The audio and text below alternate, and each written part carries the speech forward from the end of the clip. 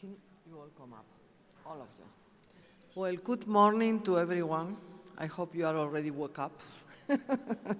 And if not, we are going to wake up you with these fantastic ladies. They are going to speak. Well, the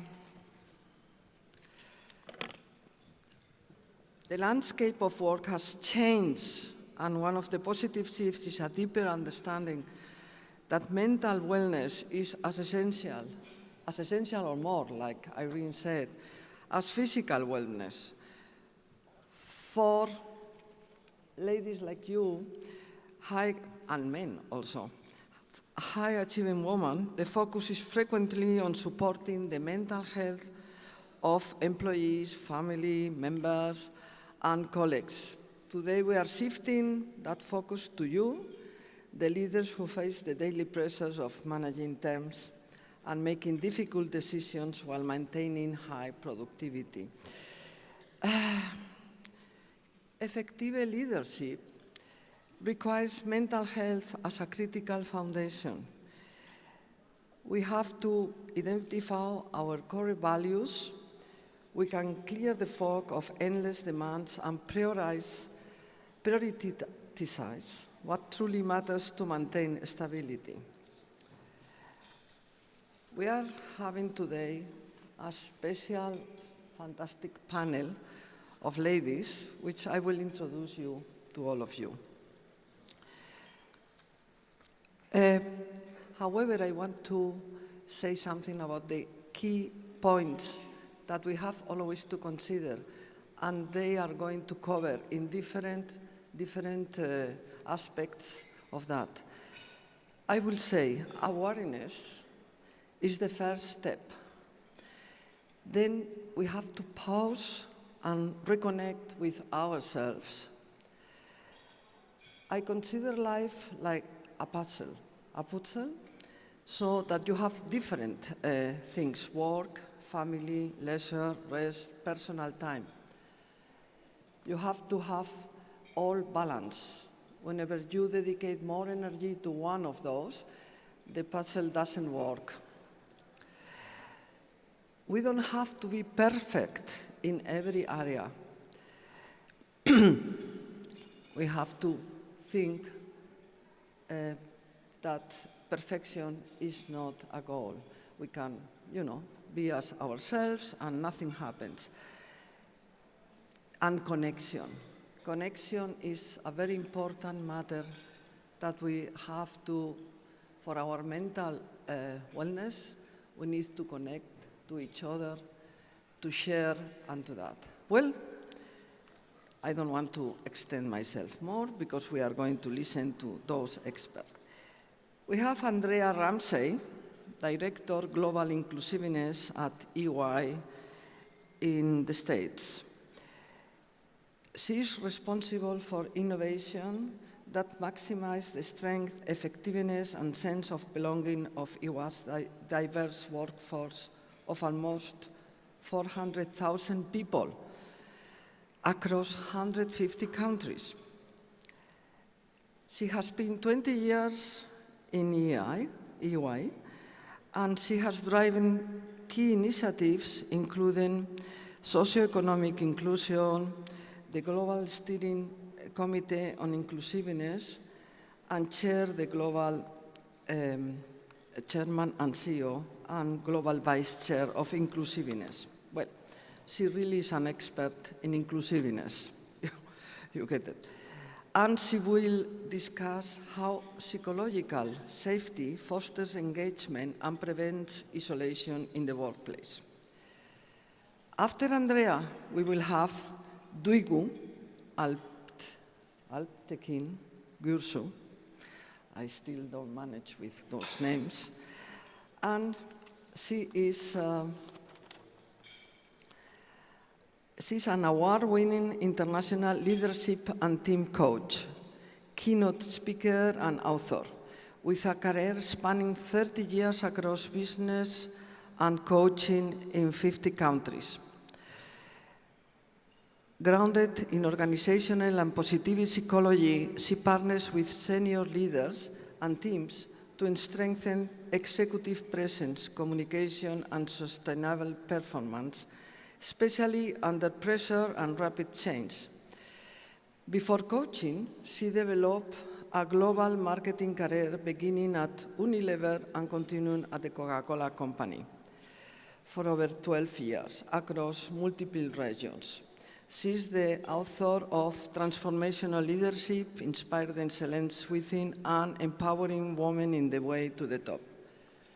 I asked them to have a personal note on each one, and I will tell you, she also is a singer, and we are glad. And sorry, because Andrea has a personal hobby, which is to dance, okay? So they travel all over the world, they are experts in psychology and that, but they also have these small things that make their life much better. After Duigu, we will have Salam Atoui, General Counsel and Global Mindfulness Network leader at EY, now in the Emirates.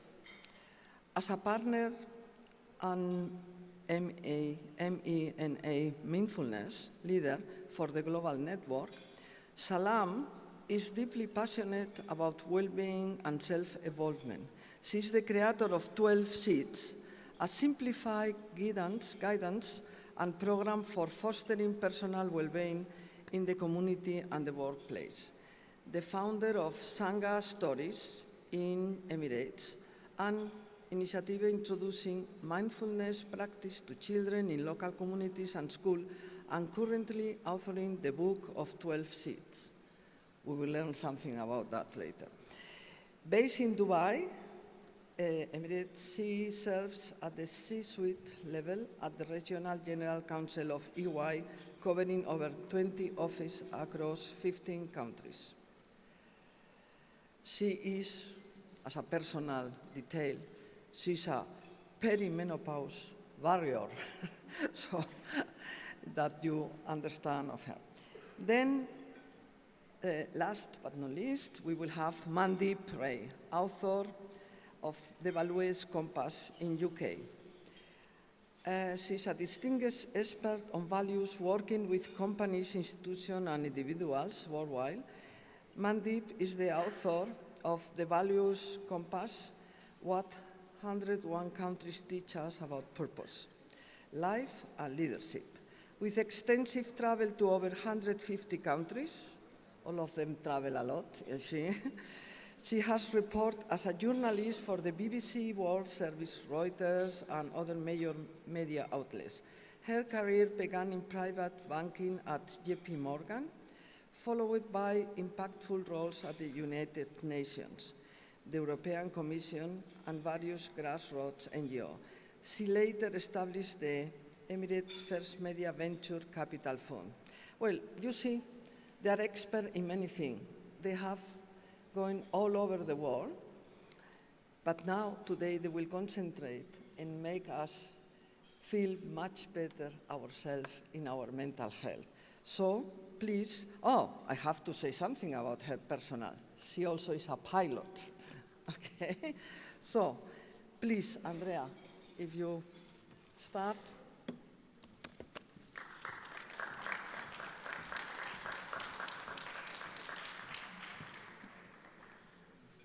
Marhaba, good morning. Good to see all of you. Since we're going to talk about well-being today, I figured let's hear from you all first. So, you have a tough job because some of our sisters are not here yet this morning. I'm sure they'll come in soon. But I'd love to hear from all of you with just a round of applause for how big of a well-being boost is being here at the summit together for you. Let's hear. Yes! I feel that very much, and I appreciate hearing from you all. I want to start with something that I don't often say out loud, but I think that it might resonate with some of you. You are the person who checks in on everyone. You're the one who knows all of the important dates at work and at home. You're the one who holds it together when it gets messy, whatever that is. And you are the one who makes the tough decisions and still makes sure everyone is okay. The bold question is, who checks in on you? And it's not a rhetorical question. I'd actually like you to picture in your mind right now, who is it that checks in on you? If a name came quickly, that's fantastic. If not, you're not alone. And that's exactly what I want to share more about today with you. So, let's see if we can bring the slides up, please. At EY, we conducted a survey of more than 5,000 workers from around the world, different companies, different sectors, as part of our Belonging Barometer series. And we uncovered a troubling paradox. In an increasingly connected world, feelings of loneliness and disconnect are on the rise. We found 85% of people said that they felt excluded at work. This has gone up 10% in the past 2 years. 58% of people said that they feel uncomfortable sharing aspects of who they are for fear of it holding them back at work. That's increased 2% in the past 2 years. This isn't just consequential for individuals' well-being, but it impacts business as well. From an EY perspective, for example, we survey our own people internally a couple of times a year. And one of the questions we ask is, do you feel free to be yourself at work? And what we have found is this is the top driver of engagement for our business. The significance of this is not small. One of the most surprising stats that we uncovered through this survey is that more than half of young workers regularly go a full day at work without having a real-time conversation. This is a conversation in person or even virtually. And a quarter of people say that they would turn to AI or a chatbot when they're feeling lonely. Interesting, right? This kind of isolation takes a toll because the reality is no one joins a team to work alone. In fact, people tell us that they feel the strongest sense of belonging at work, second only to home. This is above their neighborhoods, it's above their places of worship. This is also growing 6% over the last 2 years. So people are looking for their organizations, their companies, to deliver a sense of belonging to them. They tell us the biggest driver of belonging is psychological safety. And what that means for them is being able to admit mistakes and ask questions without fear of consequences, and strong, trusting relationships with colleagues. I mentioned this quarter of people who said they would turn to AI or a chatbot if they're feeling lonely to fill that void. That means 3/4 of people are still looking around them for who the team members, the colleagues, the leaders are who are going to help them feel connected. And this means that taking care of our well-being at work means taking care of our relationships. How we show up for each other, how we bridge our differences, how we make sure that we are fully seeing and hearing each other. This matters more than ever because it's easier than ever right now to feel like an outsider at work. I'd like to introduce you to an EY partner named Eng Peng. We're going to pull a video up in a second. And she's going to share some of her own experience about feeling like an outsider at work in her own words. Can we play the video now, please?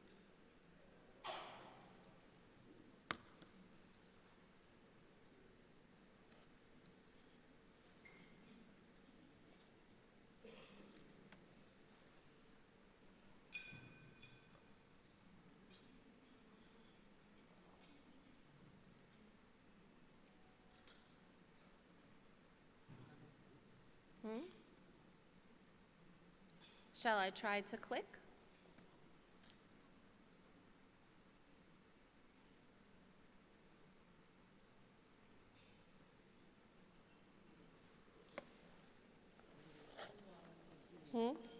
Okay. So I'll summarize, which is definitely not as good as hearing it in Ing Peng's own words. But Ing Peng shares a story about working in her second language, the challenges and the frustration that she experienced because she was worried about using her voice, that people wouldn't think that she was prepared or doesn't have ideas to share because sometimes she was holding back and couldn't find the entry points into the conversation. She felt like she might be judged unfavorably for the way that she spoke. Now she's a very senior leader at EY, leading thousands and thousands of people and sitting on management teams. And her call to action is that we intentionally include all voices, draw out the different perspectives, not just listen to the people who are most vocal. And she says, practice slowing down a meeting to be sure to hear from the one or two people who tend to be more quiet. And I think in this fast-paced, tech-driven time that we're in, Ing has a really powerful message for us in saying sometimes by slowing down, we get more. More voices, more perspectives, more ideas, more questions, and more meaningful connections with each other. And sometimes small actions can have a really big impact. It doesn't always have to be a big well-being program or strategy. Sometimes it's just intentional moments of connection. And I want to get very practical and share two tactical things that everyone in this room can take away today. These are things that have been developed based on the insights of this. I grew up in a family that spoke Chinese and English interchangeably. I had that distinct feeling that it's quite difficult to get into a conversation. The way English is spoken by native speakers is different. The style, the pace, the turn of language. You're driving a car and you're trying to join the freeway, you're ready to go, but you just can't find a break, to get in. You just can't get into the flow of things. That was very frustrating, and it's difficult, That frustration kind of built because I was afraid that people might think, oh, Ing's not prepared, or Ing doesn't have an idea to share, and that created actually a fear. When you are fearful, it then adds to the problem. I just felt that sense of being an outsider. People judge others by the way they speak, and if a person is not able to say much, then there is a risk that the person may not be fairly assessed or judged. We have all different people that are bringing different ideas. Really, it only makes sense if we're able to extract all of that from our people. There will be the one or two who are naturally more vocal, they are more confident, they do have good things to say, but really after a while it becomes just the one or two points of view. When I think about equity and equity in a workplace, we really need to be listening the ideas that we generate from, the whole conversation will be so much richer. So practice slowing down a meeting, particularly when you can see there's one or two individuals that seems to be a little bit quiet. Often, we forget that by slowing down, you actually get more. And I think in the end, we'll get the best out of our people.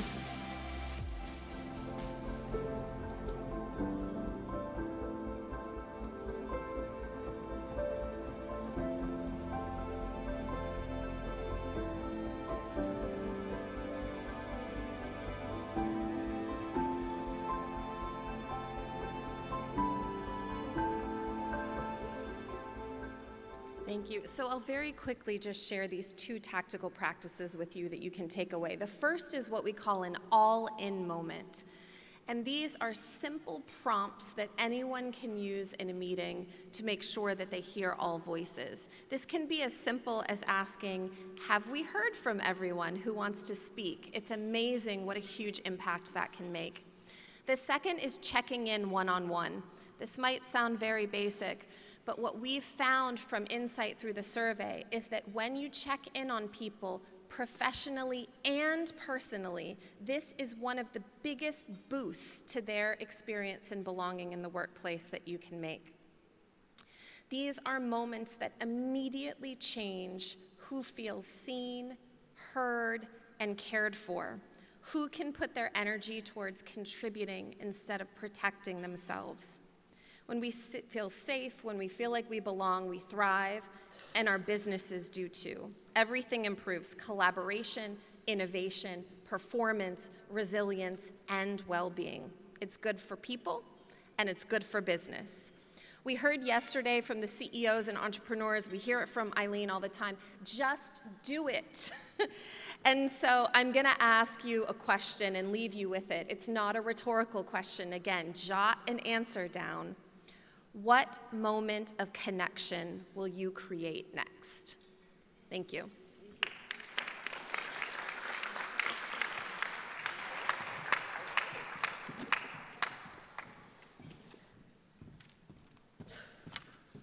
Welcome, everyone, and good morning. Thank you for being here early in the morning. I was thinking, 8 a.m., come on. Well, let's raise our right hands all up and then give ourselves a pat in the back for being here, for acknowledging that you're open to your commitment to learning and being for each other. Yeah, that's what I do usually when no one is around, but I'd like to do that with you today. I'm not used to working with a microphone and being stable, but I'll go with that.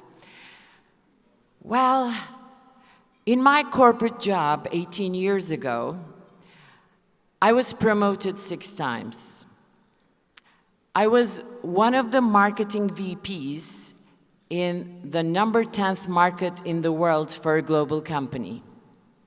I had a team of 25 people, and I was really enjoying the work.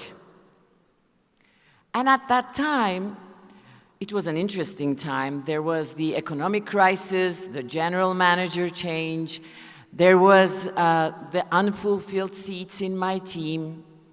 And at the time, I was considered as one of the continental VPs for marketing again.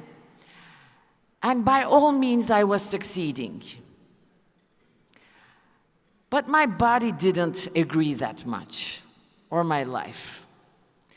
I used to wake up at 7 in the morning, would come back from work at 9, read my emails until midnight, and I see some of the nods in the audience, and I would have my phone at my bedside, so that at 3, when there is an email or a request from GM, I would reply. And if I didn't, I thought I wasn't deserving the place I got. It was like an obligation. So there at the time, I was suffering from back and neck pain, which was there for 7 years or so, but I was telling myself, not now. I'll slow down later. And my body had other plans. What happened was that I went to the hospital for a cold, and I was suffering from my back pain again. You know, it was happening so frequently by then. And I went to my other physiologist, and she said, "Oh, you need to have a surgery in 2 days. If not, you may not be able to use your foot again." I was like, "What? We're in the middle of the business planning session. Our global CEO is coming. That's not possible." "Oh, well," she said, "if you want to keep your foot, you have no choice."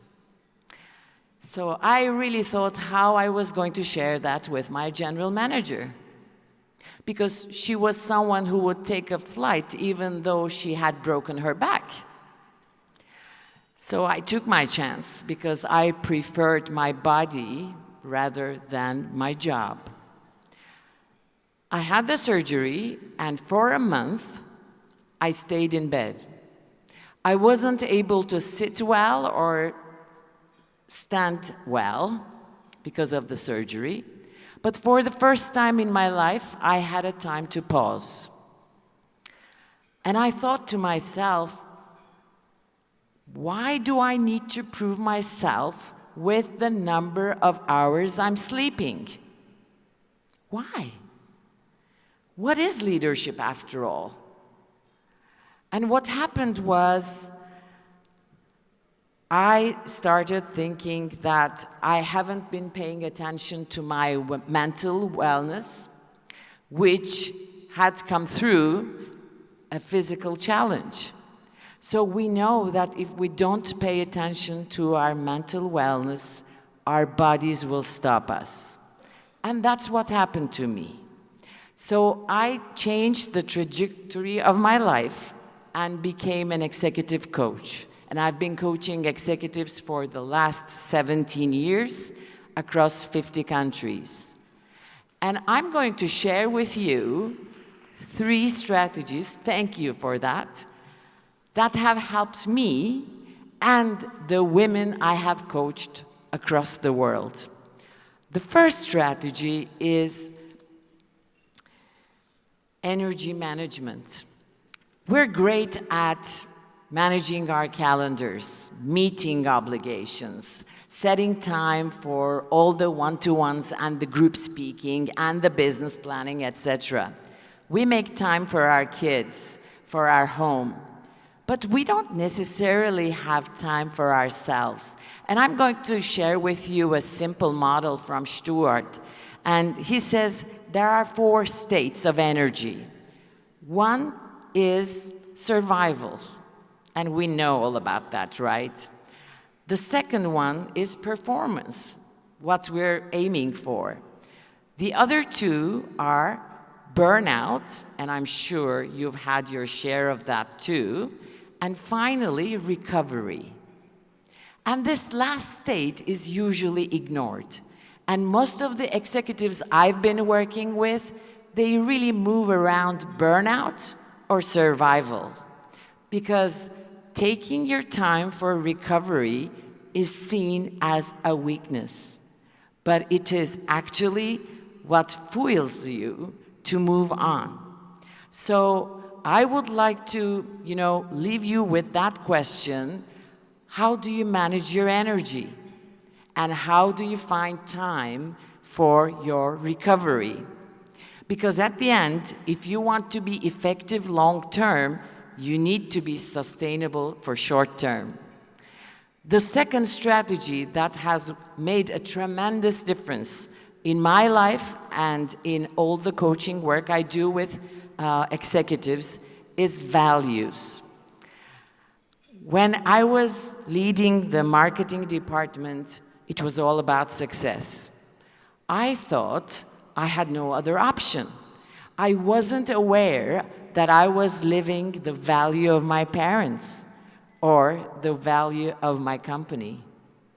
So I really asked myself, what do I really care about? What do I value? Not what should I value? because most of the time I speak with my clients, they talk about their shoulds. And there was a search for values for me. And until that time, I never considered. And I figured that it was all about connection, deep connection, meaning, and health. And when I clarified my values, it was very evident for me that I wanted to work with people who want to do better, be better, and achieve more.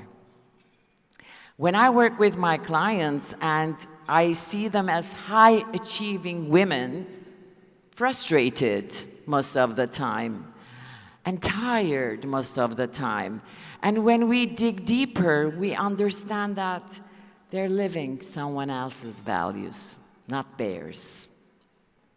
So my colleague Mandeep is going to take you much deeper into the concept, but this is one of those that I think are critical to our mental well-being, physical well-being, emotional well-being, and finally, social well-being. Your values are not abstract. They are decisions made in advance. Now, the third strategy that's been working for me and for my clients is ask for help and say no without any guilt. I had this client in a coaching session we had. For 30 times, she said, I should. And I like taking notes in my coaching sessions. And I took those notes. And I showed her, what do these mean? 30 sentences with should. She got silent. She was shocked. She wasn't aware that she was acting only from her limited beliefs, not necessarily what she believed in. So at the time I was leading the marketing department, I had the same pattern as well.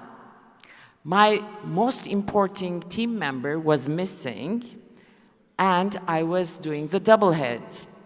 I said, okay, I can do it. I'm there to prove myself, okay? So I held these roles for a year, a VP role and a director role. And I thought if I were to complain about it, that would be, So you know how the story ended, right? So asking for help is not a sign of weakness. It's a sign for self-awareness and wisdom. So, as I'm concluding my words, I want you to think about your energy deliberately. I want you to sharpen your values and have deep conversations with yourself. And finally, I would like you to ask for help if need be and just say no, so you don't end up as me having a surgery to find that out. Thank you.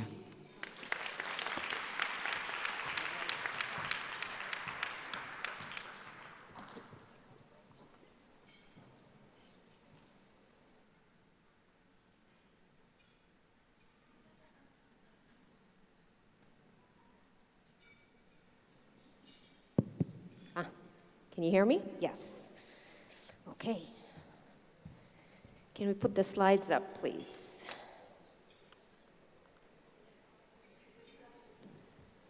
So which one goes forward? This one. Yes. Quick question. Does success feel exhausting at times? Whoever thinks yes, raise your hand. Yes. Why, though, is the question.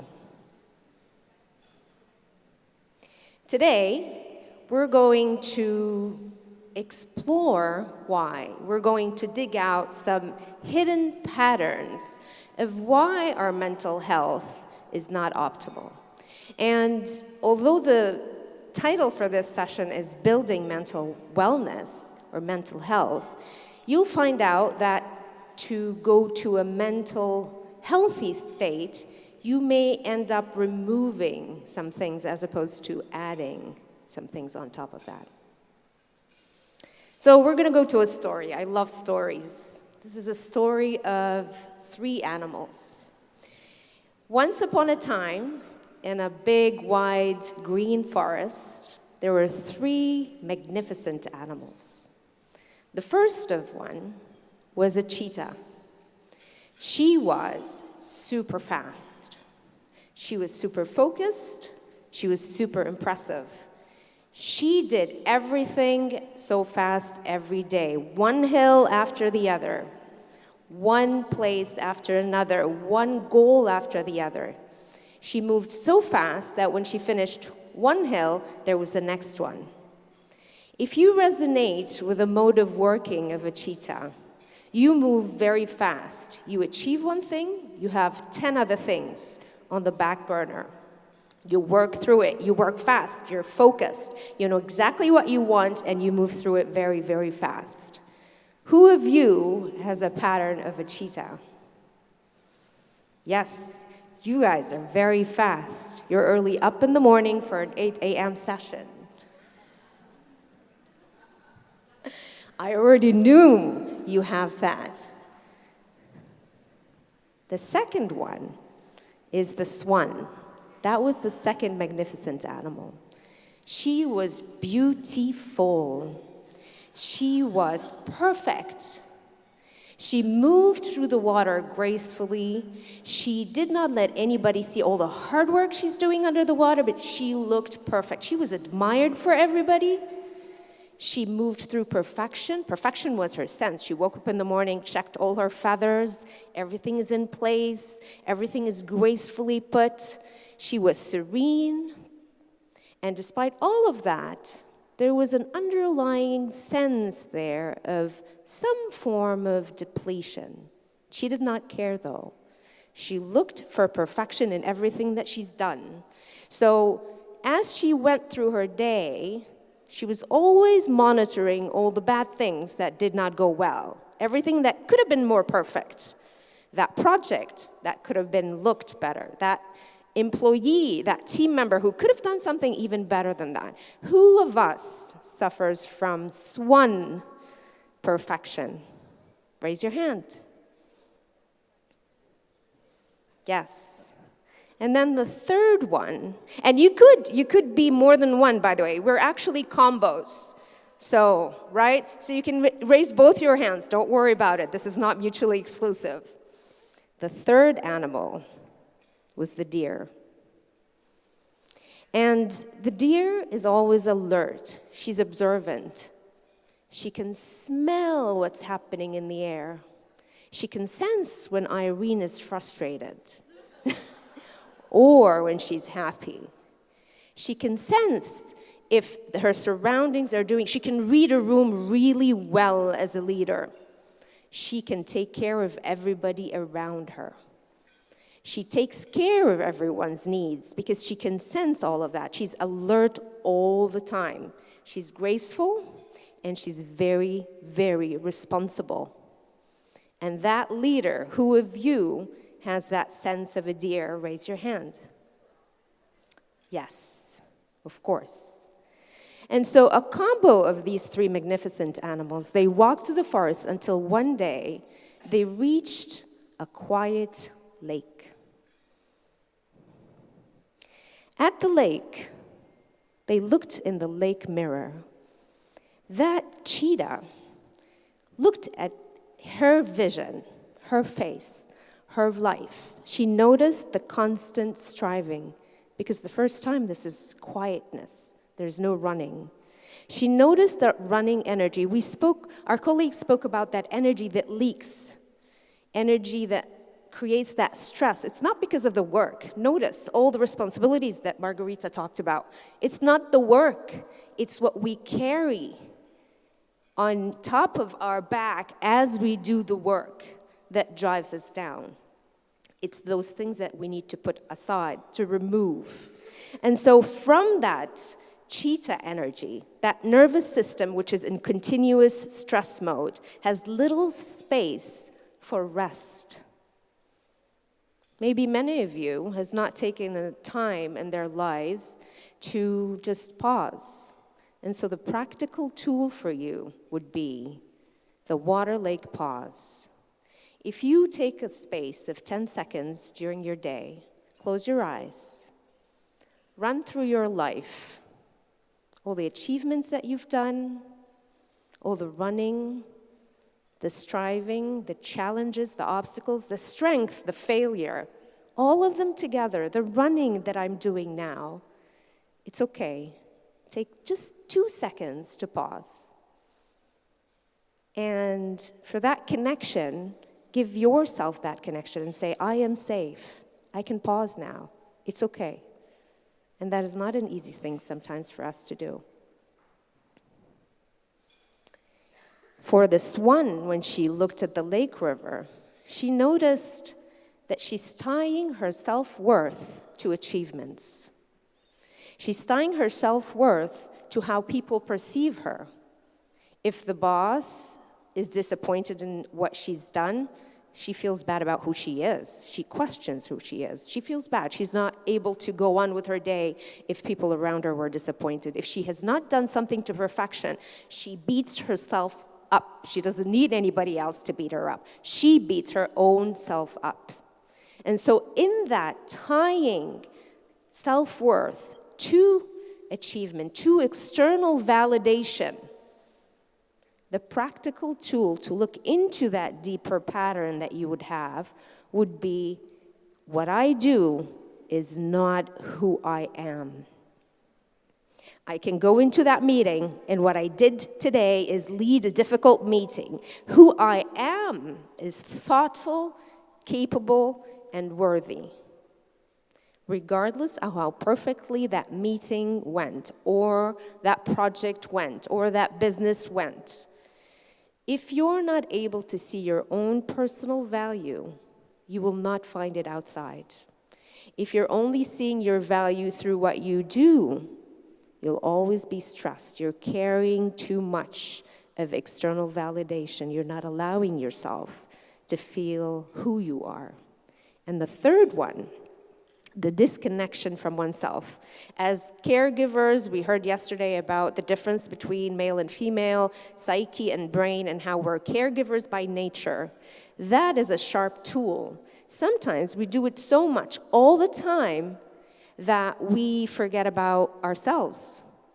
We internally feel depleted, numb, or overwhelmed because we hadn't had the time or looked internally for a long time. It's always external. I have to take care of my team. I have to take care of everybody else, the business, the team, the family, the kids. Where are you in all of that? And so the tool that you can look at is the 10-second check-in, which we're going to do together now. So if you allow me, please, if you can please put your hands on your hearts and close your eyes. I'll lead you through this. The men, too, in the room. Take a couple of deep breaths in and out through the mouth. And again, in, out through the mouth.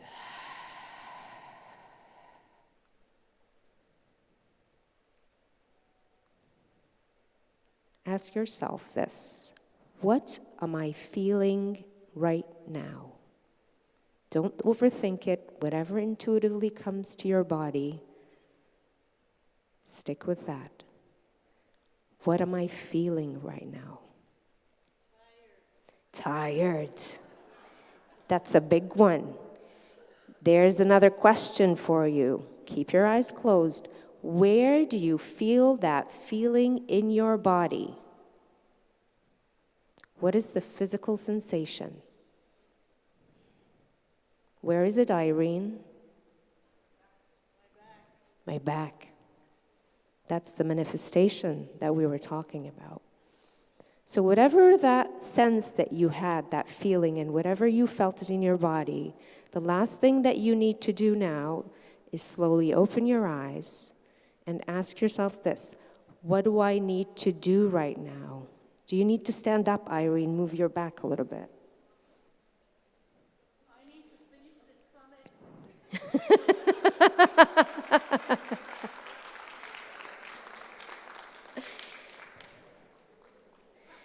So, bridging our inner worlds and finding our inner balance.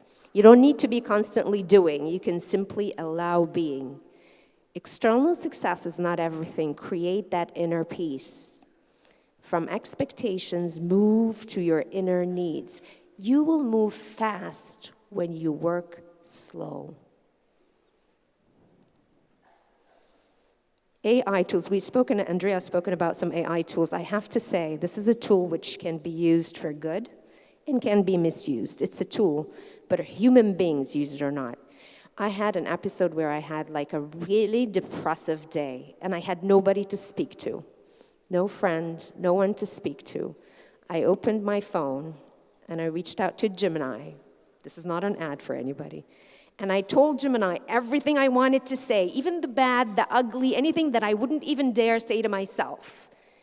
And the way it responded back to me made me cry my tears out, released all that bunt-up energy that I couldn't say to anybody, particularly leaders who find it difficult to give themselves that space to anybody else. So AI can be a tool that acknowledges, even if it's a robotic thing, acknowledges what you're going through. And sometimes we just need that word to say it's okay to feel that way. And in fact, you are right to feel that way.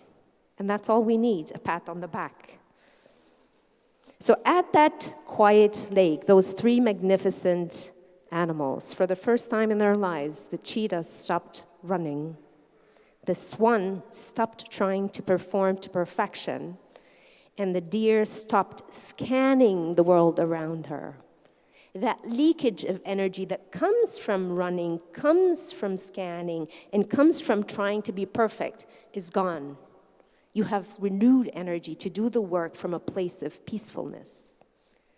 It is not to become less ambitious or care less or stop achieving. It is to ask yourself, can I succeed without abandoning myself in the process?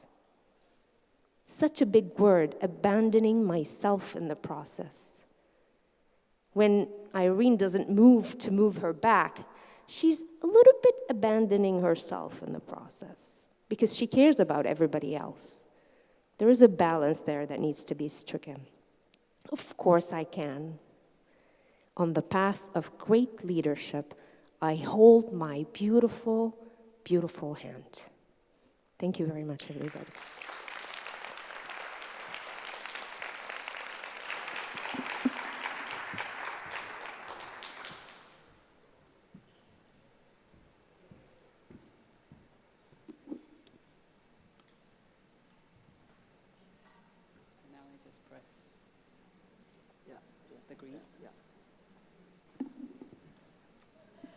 Good morning, everyone.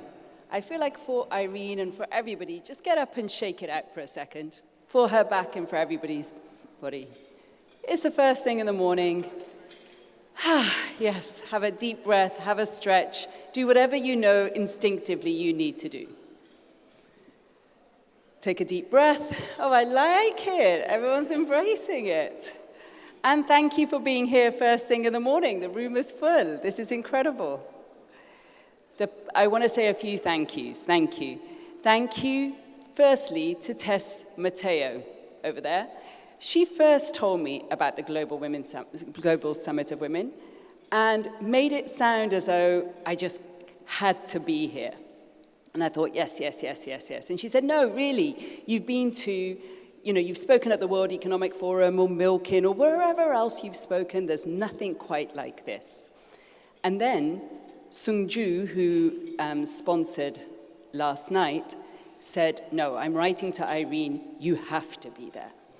And then when Irene allowed me, I thought, they're right. Why are they right? Because no other place has so much representation from the global south. So hands up, since we're in Turkey and it's a mix of east and west, if you're from the east or the south or the global south, just put a hands up. Come on, you ladies from Congo, you're from the global south. Yeah, Thailand, wherever you're feeling, right. You don't see the word the word global goes into everything, but you don't often see it.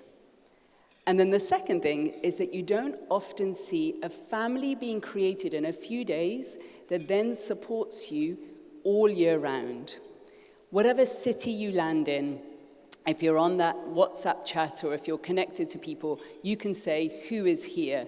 And you've got a sisterhood that lifts you. What Irene shared in terms of her report of women helping women in companies, we now can say that we have each other's back. And that is really, really important for your well-being, for your, the sisterhood. You can't do anything without each other. So with that, I'm going to take us through 3 things. I'm going to share a few facts. I'm going to take you through a story. And then I'm going to do an exercise so that you become clear about the values that are important to you. Because ultimately, if this is not serving you, there's no point us being here. So first, a few facts. My sister's from Australia, lift your hands.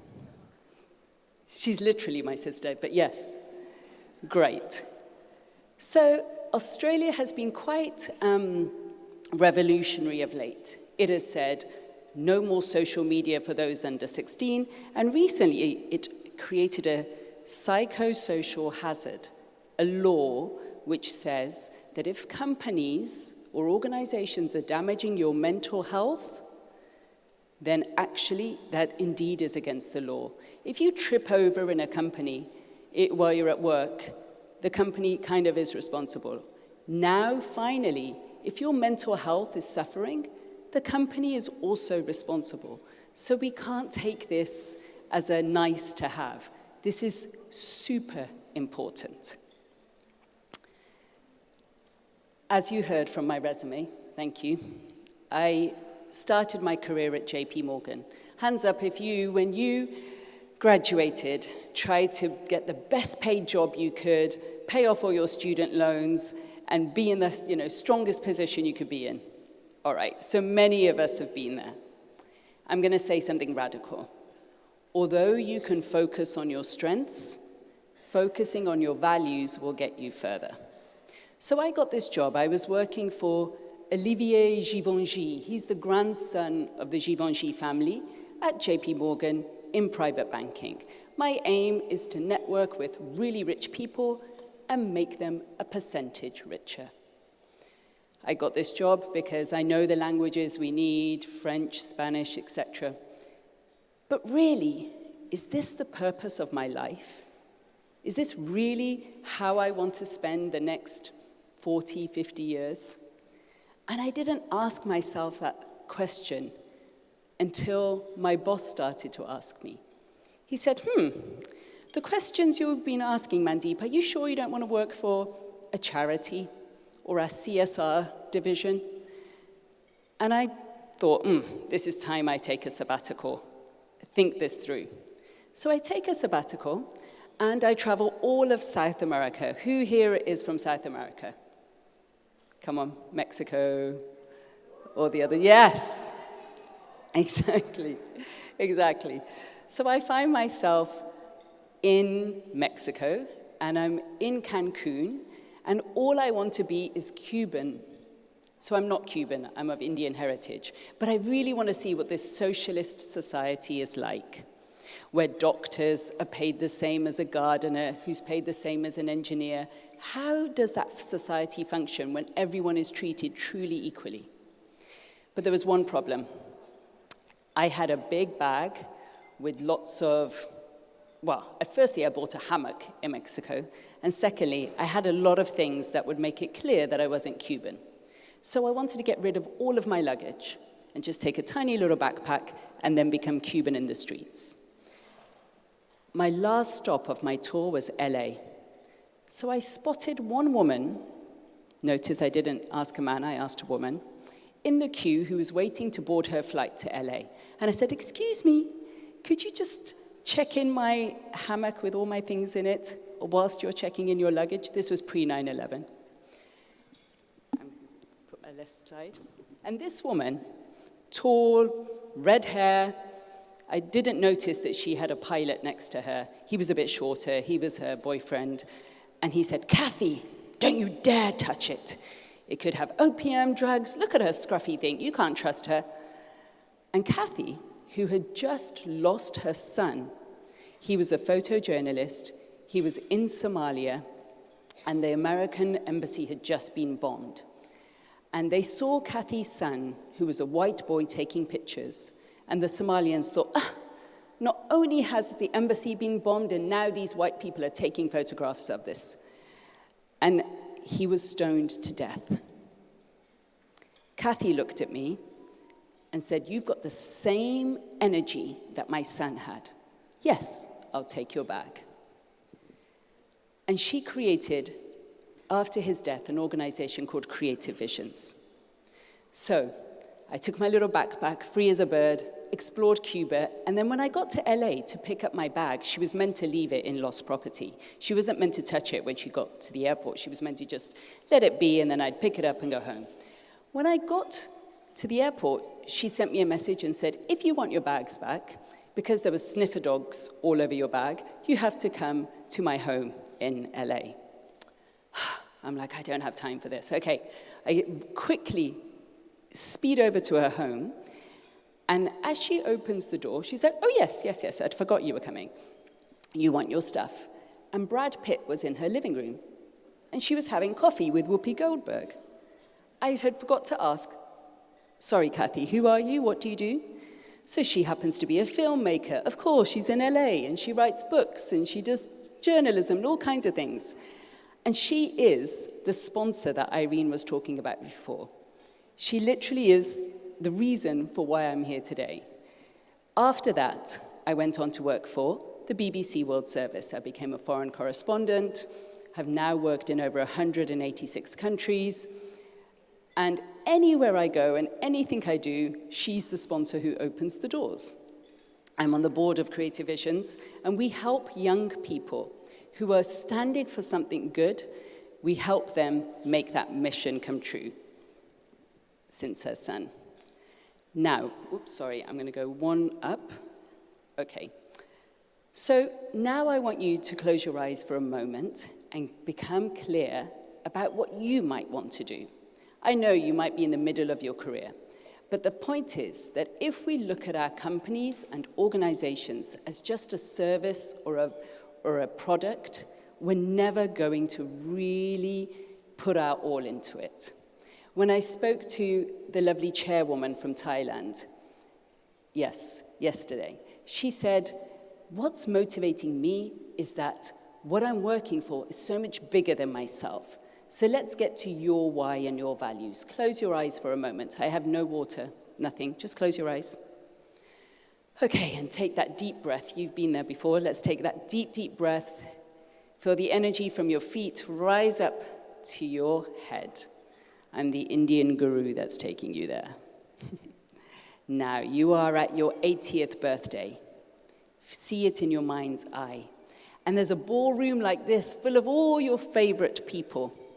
And next to you is someone that you love and adore.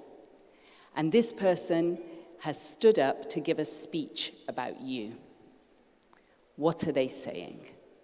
This speech is lighting you up. It is summarizing your life, the 80 years that you've been here. Are they saying that you light up the room every time you walk in?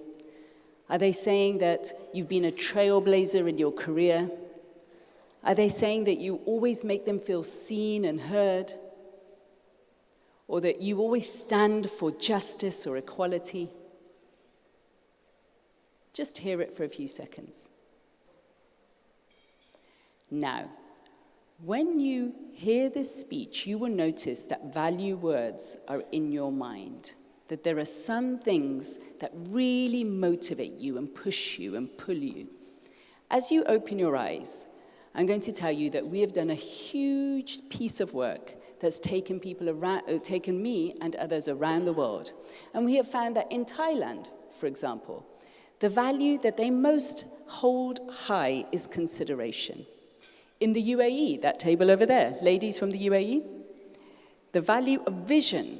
Their leader has been visionary, and this country that's barely existed 50 years has been, look at it, it's stripping the sand. What all came out of vision? The value from Germany, introspection. And then Turkey. Have you experienced real hospitality here? They know hospitality like few others do. Now, what are your core values? The aim of us traveling the world wasn't to stereotype countries in terms of values. It was to show you that when you pivot around a particular value, the best of you comes out. So, there's a real power in choosing your top 5 values and prioritizing them. Because when you choose your number 1 value, everything will change. Even if, as you leave this conference tomorrow or later today, if you have one word that you take forward, it will change how the rest of your year looks. It might be joy, it might be compassion, it might be power, whatever it is. So in terms of mental health, we've created this organization, Hugely, which helps you do exactly what the ladies were talking about. Feel a sense of well-being and mental health and being heard in your organizations. And the previous slide shows you Curve Up. And Curve Up helps the value that you had come alive. Any entrepreneurial mission, anything you want, actually for that to be created. So with that, I would say thank you for your time. And we basically work in companies and organizations to make sure that people become really clear about their values. Then whatever organization you step into, you are working for something much greater than yourself. You're working for the values that you truly believe in. And when you do this, anything that you're doing has much greater purpose. So as His Holiness the Dalai Lama has said about the Values Compass, leading with your values leads to success, fulfillment, and happiness. Thank you, Irene, for the opportunity. I'm sure you're feeling much better now, and maybe you have some questions, but we don't have time for questions now. But those ladies will be around all the time, so you can approach them and ask them if you have any doubts. No doubts. And feel fine, feel better, and we continue with the next session. Okay.